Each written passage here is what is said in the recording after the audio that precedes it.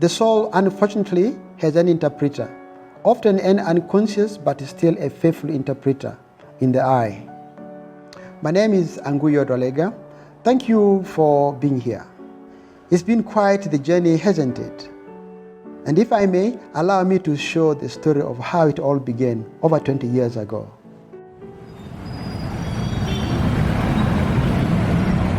Anguyo and myself met in 1983, and that was in Khartoum, Sudan. And it was a time when we were both admitted to study a diploma in optometry under United Nations High Commissioner for Refugee Sponsorship. At the time, we were both refugees in the Sudan. We both converged in the United Kingdom in 1990, when we both went to separate universities to do our master's programs. He, at that time, obviously was focusing on the studies, but he certainly had a longer-term future plan. The next substantive period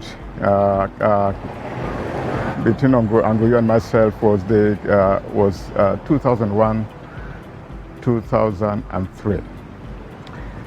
That was the start of MedOptics. As we came to know it, you rightly said, on Uganda Road. Anguyo's place, MedOptics, and his home were stopover places for me whenever I came to the country for a week or two. And I think those were really significant moments. And more significantly, I met my future wife, who was one of his first employees at the time I was transiting. We got married 3 years later, and he graciously, Anguyo, accepted to be my best man. So it's not just a friendship of early days, it is a full family tie, for which I'm enormously grateful. So life continues. It was 2002 when I was at Makerere University in my third year. We are known to each other, Mr. and Mrs. Dralega. Our families are known to each other. So they visited us on this weekend. And Mr. Anguyo explained to me, he actually mentioned to me his dreams of introducing a standard optometry practice in Uganda. And they asked me if I'm willing to work with them in the practice. Believe me, I had no idea what optometry was. It's the first time I heard of optometry, and well, it didn't need me to be a professional, but I just needed to be positive. I needed to be ready to learn and to be trained. And so we came and we started setting up the center.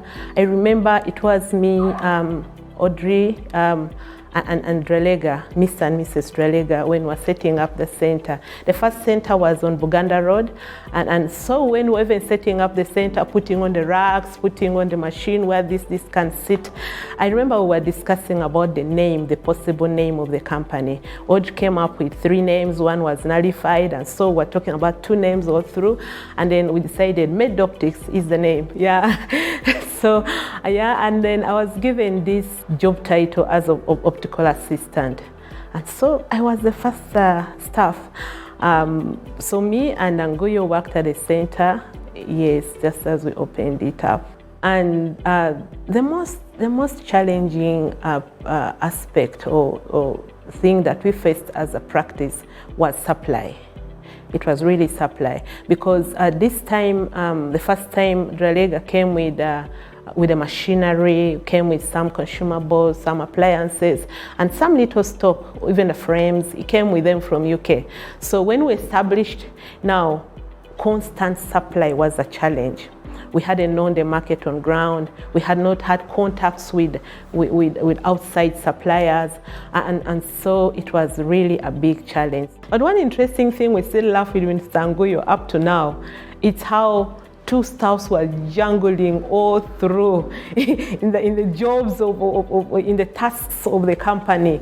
So this was Gertrude, who was the optical assistant. She would come early as a cleaner. She's the office messenger, because taking things to be all that. And this was Mr. Anguyo, who was optometrist. He was glazing. We're jungling all over. So up to now, it's a laugh over here. Said company work being done by two staff. It was very interesting. Yes. As of now, I work as the Human Resource and Administration Manager. This is close to 2 months now. Med Optics has grown. It has really grown in dynamics, in profession. And from where it was one center, it has a number of centers across the country. Where it had two staffs, now we have, we're talking of 40 plus staff. Even as of now, we're talking of 50 plus staff. And in fame, in profession, as I said, in branding, talk of Med Optics in Uganda, at least somebody knows what you're talking about. It has really grown. And something that I am so proud about is how Mr. Anguyo, when he came home, he told me, 2002, he was narrating to me his dream of establishing a standard optometry practice.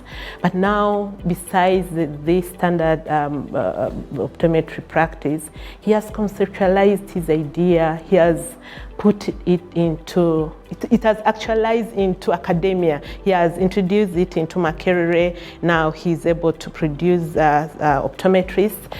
To me, that is really a big milestone. I'm so happy, I'm so proud at the level he has taken optometry in Uganda. Professionally, I am an optometrist. I'm also a businessman. And currently, I have 1 or 2 hats because I manage Med Optics.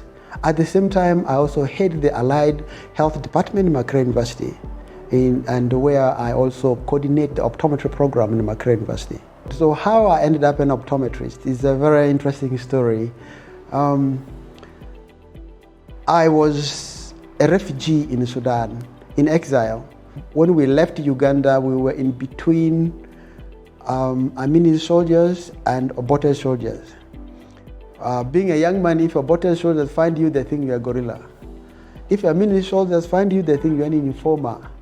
Either way, your neck is at risk, so you just have to vacate. So we vacated, we walked to Sudan. When I arrived there, they told us that we have to go to the camps. I said, hell no, I'm not going to the camps, because we knew if we went to the camps, that's the end of my studies.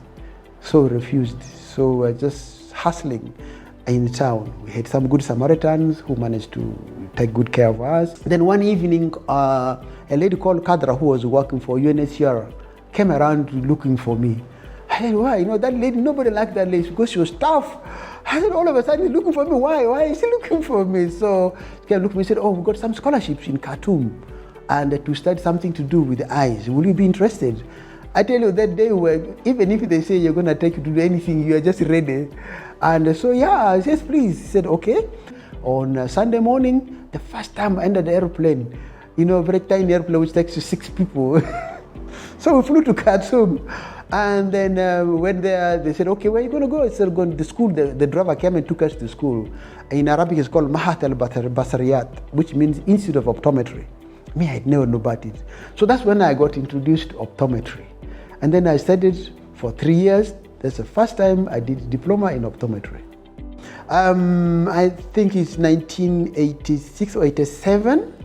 By then, I had already finished my diploma. And I was working with a company in Khartoum as an optometrist. And then at this particular time, there's a young lady called Audrey Brown, and she came to teach in Sudanese schools as a volunteer. And then I was also there. So we happened to meet in church. And I think I liked her, and she also liked me. So I said, okay, this is kind of nice. We started talking, but then it was just like a friendship, really,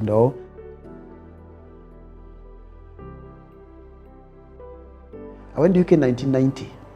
When I arrived in the UK, I visited her, I visited the family, there was a conference. I applied to Bradford University. Visited the university, I said, okay, could they give me admission? They said yes. So I did my master's, I qualified.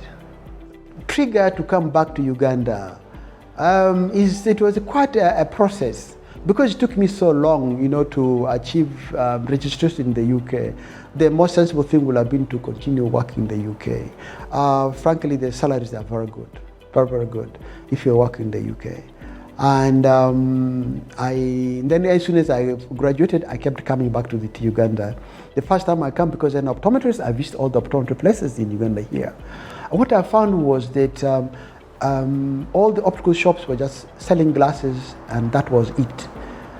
It became, even up now, it is still a norm that if you go to an optical shop, you cannot come out without glasses. You must be given glasses.